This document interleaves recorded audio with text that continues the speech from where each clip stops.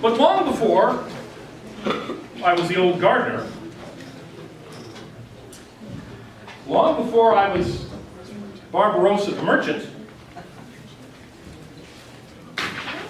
I was Ilya Volkov, the wolf. And I got this title from my master, the huntsman. He wasn't himself a very good huntsman. He tended to be a little slow and a little drunk most of the time. And most of the time I had to fix problems that he had gotten himself into.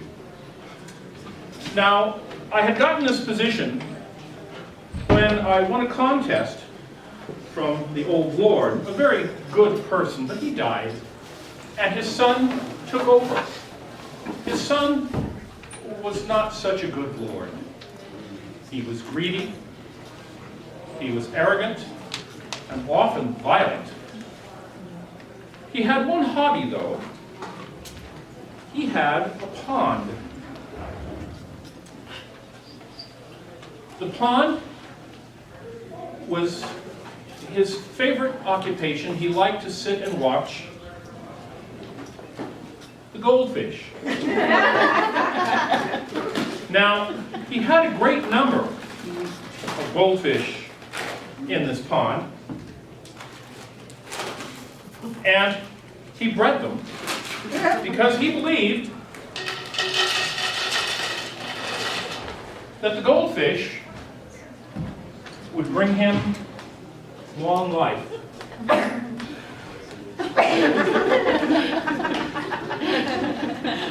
But one day, something happened. Something stole one of his goldfish. And he was outraged that how dare anyone steal his fish. He had been keeping them for a long time. They were quite large and quite beautiful.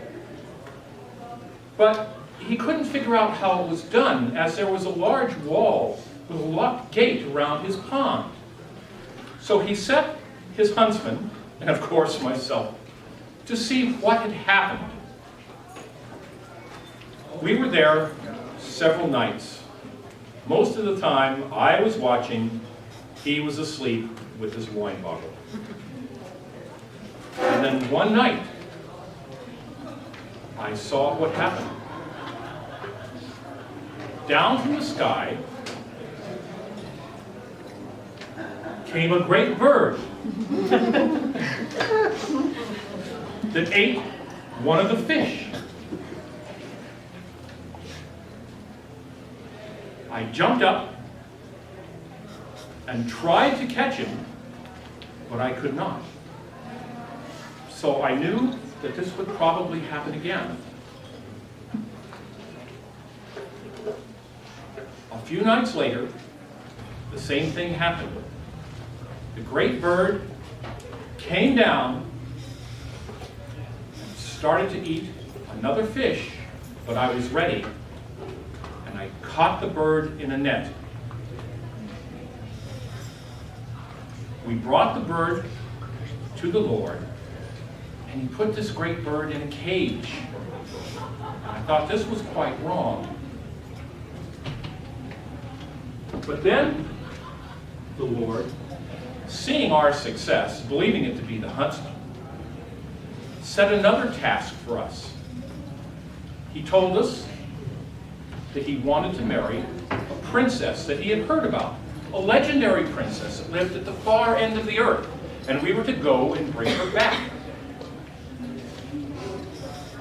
Well, I had no idea how to do this, but it was on pain of death that we had to go.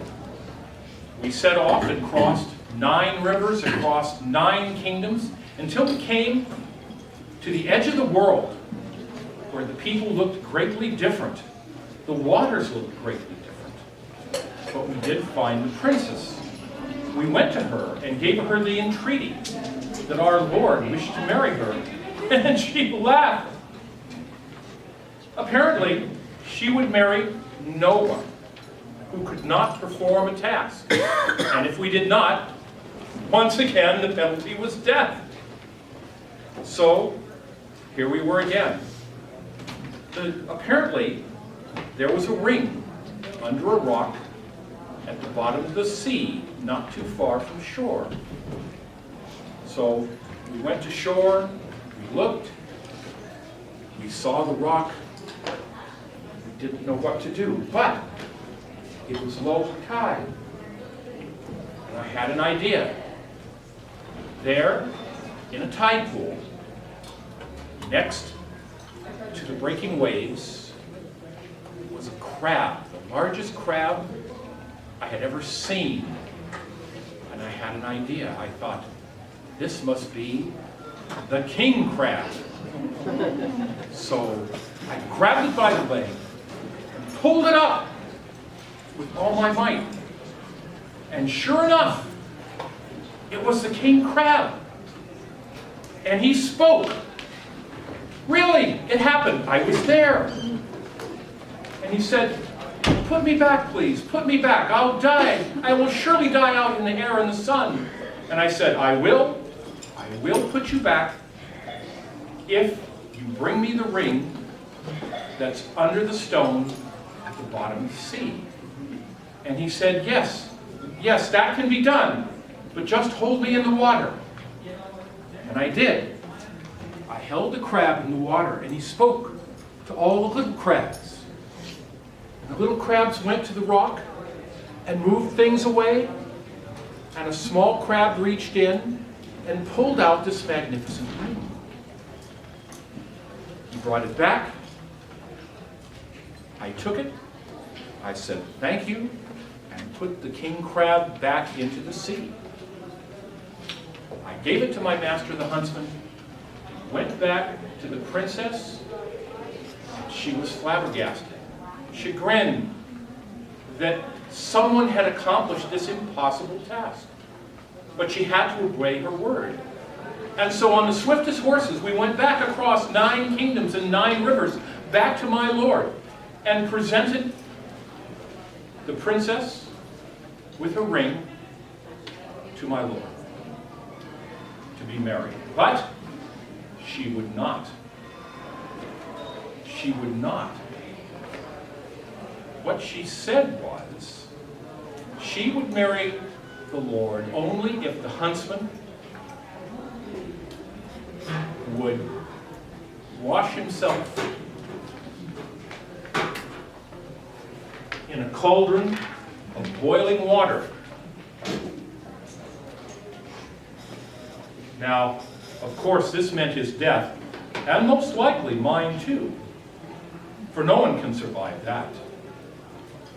So I went back to ponder alone, sitting by the pond of the goldfish, speaking out loud to the waters and the fish.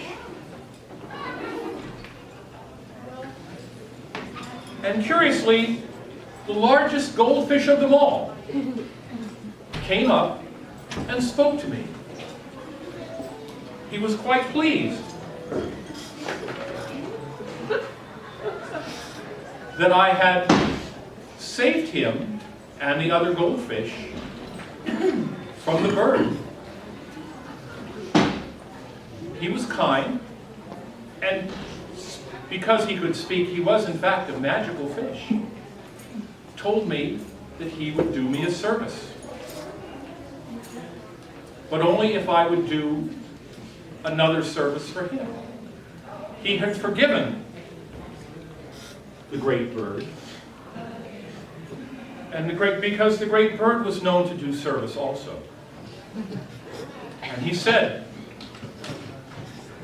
that go ahead and let the huntsman jump into the cauldron of boiling water. As long as he held the fish, he would be safe. I thought this was very strange, but what can be strange when you have a talking fish? So I told my master, the huntsman, that he could do this. It would be all right. Just keep the fish hidden jumped into the boiling water. And that evening came, and the fires were stoked, and the cauldron was boiling. Boiling. Hot, steamy, frightening. And so, before my lord and his lady, the huntsman, holding the fish carefully, jumped into the boiling water, and then jumped out again.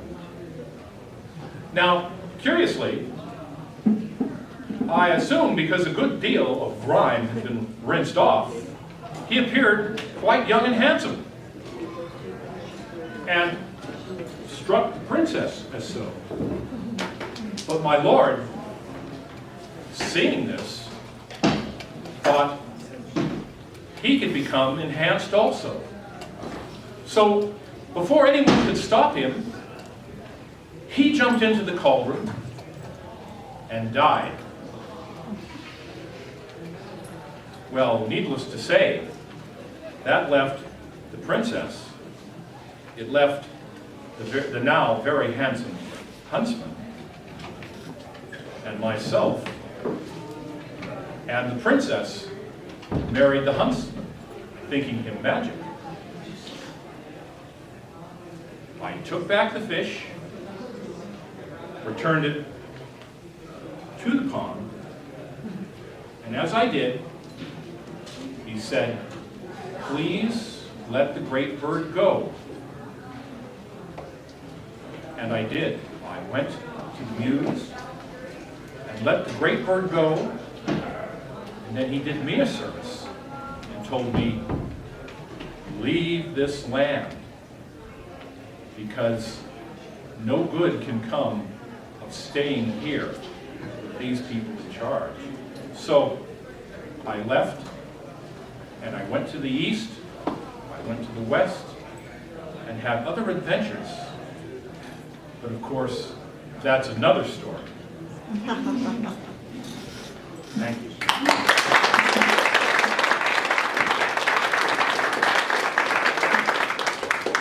There's plenty of goldfish. I want to thank all the performers for today, and thank you also for being a wonderful audience. Remember, we have voting for the People's Choice